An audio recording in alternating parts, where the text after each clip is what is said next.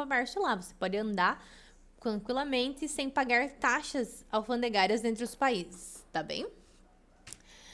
Olha só, a lógica dos blocos. Bom, ele tem uma lógica, então ele tem umas vantagens comparativas, ele faz a escala do mercado, ele dá possibilidades da acumulação, da capacidade de concorrência, das parcerias em detrimento das rivalidades. Por exemplo, nós temos uma questão assim, México e os Estados Unidos.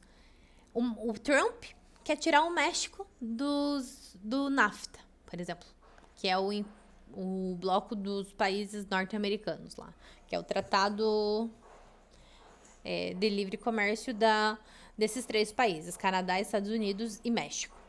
Para eles, tirar o México talvez não faça tanta diferença, porém para o México faz.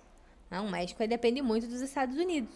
Então ele faz com que tenha um detrimento nessas rivalidades entre os países, né?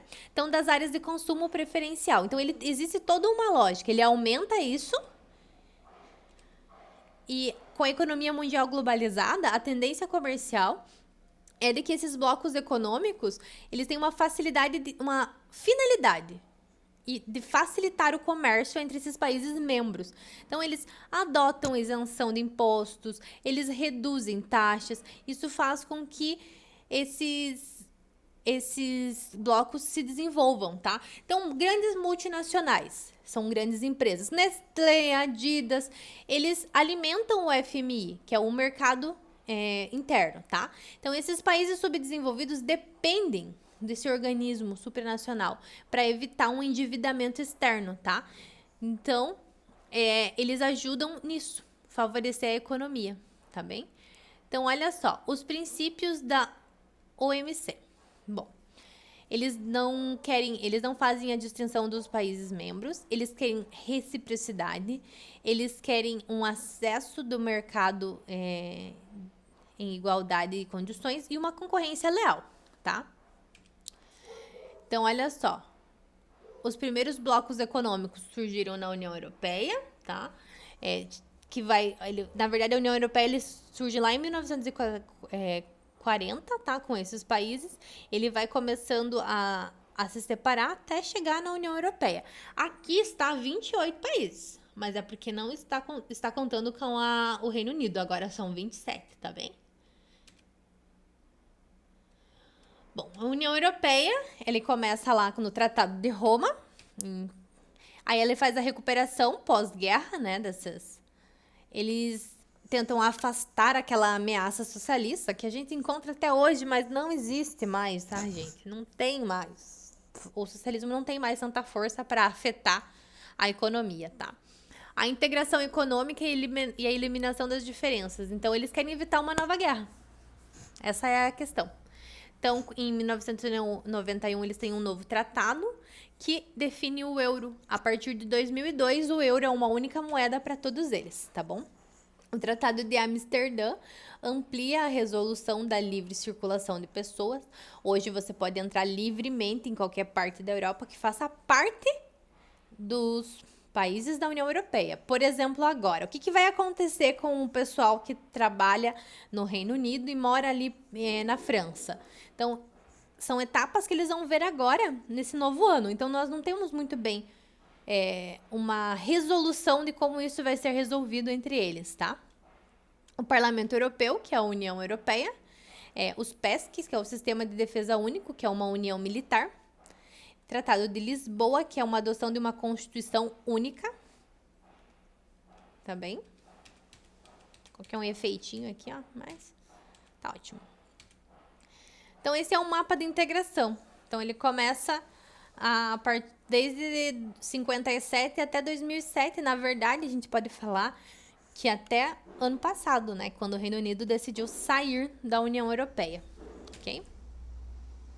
O NAFTA é um tratado de livre comércio entre esses 3 países. Então, ele foi assinado em 94, que ele entrou em vigor, tá? Então, ele limita-se apenas numa zona de livre comércio em trocas de mercadorias entre esses países, tá bom? Nos Estados Unidos não é desejado o México, tá? já que ele tem severas restrições para entradas de imigrantes, ok? Então, esse acordo entre eles é indústrias norte-americanas, que tem quem tem mais nessa questão do acordo do México, quem tem grandes interesses é os Estados Unidos, que é a diminuição e a eliminação das imigrações clandestinas do México. Eles também têm a utilização da mão de obra barata do mexicano, né? Que reduz os custos de produção. E as vantagens do México é a modernização do parque industrial e o aumento dos investimentos estrangeiros no país, tá? Cabe lembrar que o México é um país subdesenvolvido. Ele também faz parte da América Latina, ou seja, são um dos países explorados que contam com a primeira mão de obra, que manda para os países industrializados e depois tem que exportar tudo de novo, tá? Então, ele dá uma maior geração de empregos e a redução da imigração.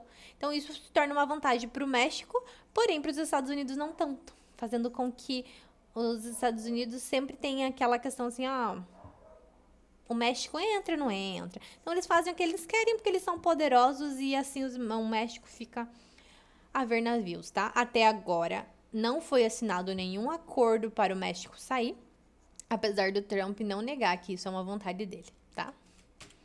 Ok? Sei, são os países da Ásia Central, com a Rússia e mais alguns países ali da Europa. Então, são acordos principalmente pela questão do gás natural que nós vamos encontrar aqui no Mar Cáspio, tá? Então, olha só. O encontro da APEC. A APEC também é uma questão de livre comércio. O SEI também, tá bom? Que são os estados independentes. E a APEC também, que é um pacto corporativo econômico da Ásia e Pacífico. Esses são os países que fazem parte, tá bem? E uma coisa bem interessante que nós vamos encontrar entre eles, que eles fizeram aqui. Um acordo aqui, no oceano. Então, eles fazem grandes migrações de produtos entre eles, tá bem? Mercosul, que é o nosso bloco. Mercado Comum do Sul. Então, ele surgiu em Tratado de Assunção, em 91. Ele fixou-se como uma política comercial de relação e de integração do bloco como uma tarifa interna comum. Porém, atualmente, ele é uma união aduaneira. Porém, ela não é uma maneira plena, tá? Existe, por exemplo, eles sempre decidem entre eles quais países podem fazer parte ou não, tá? Antigamente a Venezuela fazia parte. Antigamente não, alguns anos atrás a Venezuela fazia parte. Aí eles tiraram a Venezuela e colocaram o Paraguai novamente. Então eles decidem quem eles vão colocar ou não. Isso vai depender muito de como está a economia atual de cada país, tá? Então ele é composto atualmente por esses países aqui. Porém, agora, eles tiraram a Venezuela, tá? Que fique bem claro isso. Então, olha só. A Venezuela, ela tá, tipo, um acordo entre eles. A hora que eles vão decidir, assim, o que eles fazem. Se eles colocam ou não colocam a Venezuela. Então, como a Venezuela está sofrendo uma grande crise atualmente, eles fazem o seguinte. Eles seguram ela como um possível futuro membro. A globalização no processo de integração dos países. Então, a liberação econômica, a revolução dos transportes, a revolução da telecomunicação, a popularização da internet, a hegemonização cultural e o processo contraditório economicamente. Então, olha só. O que a gente tem de interessante nisso daqui? Liberação econômica é o capitalismo tendo seu domínio total. A revolução dos transportes é que o que antigamente se fazia de barco, hoje se pode se fazer tranquilamente em 2 horas de avião, até menos, tá? Revolução das telecomunicações. Olha quantos tipos de comunicação nós temos. Então, nós vamos ter desde a popularização da internet, por exemplo, e os cartões, né? Você quer uma comunicação mais fácil do que o cartão, ou até mesmo os bitcoins, tá? Só que você tem que tomar um cuidado quando você fala sobre essa popularidade, porque quem não faz parte, quem não tem internet em casa, não está integrado no bloco, não faz parte da globalização, porque ele está distante. Então, a forma que nós encontramos de se comunicar é justamente pela integração da internet, a popularização dela. Então, hoje em dia é muito fácil você falar assim, olha só, todo mundo tem Facebook, todo mundo tem isso. Porém, não são todos que têm o acesso à internet. Um exemplo disso é essas aulas online. Olha quantas pessoas se perderam nesse caminho. Ou seja, todo mundo que estava na rede social não significa que está integrada numa única globalização. Então, ele se torna um processo contraditório economicamente, porque se você não faz parte, quer dizer que você não está inserido nisso. Se você não está inserido nisso, logo você é excluído. E você tem que pensar outra coisa. A globalização, ela favorece o crime organizado, porque a Al-Qaeda, ela pode ter acesso ao Google, a questão da xenofobia, que é o horror estrangeiro. Olha só a questão da China, né? Então, com certeza você deve estar pensando lá, ó lá, por que não ferveram o morceguinho? Né? Então, se não passou por isso em nenhum momento na sua cabeça, ou você fazer algum processo de xenofobia contra um venezuelano, sendo que você nem sabe o que se passa na economia atual da Venezuela. Então, tudo que você está tendo um preconceito, você está se tornando, você está supondo algo. Também, isso é muito perigoso, tem que tomar cuidado, tá bom? Então, a globalização, ela é uma integração, porém ela não integra a todos, ok? A linguagem dos blocos. Bom, tarifa. Tarifa externa comum, o dumping e os subsídios. O que é a tarifa? Bom, vamos lá. Tarifa, ou a taxa interna comum, ou a tarifa comum entre eles estabelecerem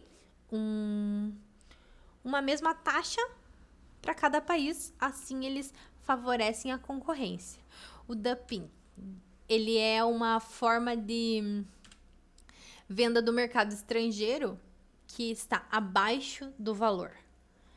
Ou seja, se ele está menor do que o preço cobrado pelo produto que o país está exportando, sendo vendido para outros países, ele causa uma prática injusta no comércio. É o que a China faz, tá? Então, a China é um grande imperialismo, tá bem? Subsídios é quando você faz o quê? Benefícios econômicos que o governo concede, fazendo, por exemplo, um empréstimo. Então, direto, em dinheiro, indireto com créditos de juros baixos, tá? Então, tudo que você empresta, geralmente tem uma taxa de juros. Então, entre os blocos econômicos, essa taxa é menor, ok? Apesar de que o Brasil, mesmo aliado ao Mercosul, é o país que mais possui taxas de juros do mundo, tá? Por isso que nós compramos coisas parceladas, tá? Então, como nós não temos um salário digno, nós temos o parcelamento, ok? Obrigada por essa aula, espero que vocês tenham gostado. E é isso, tá bem? Até mais!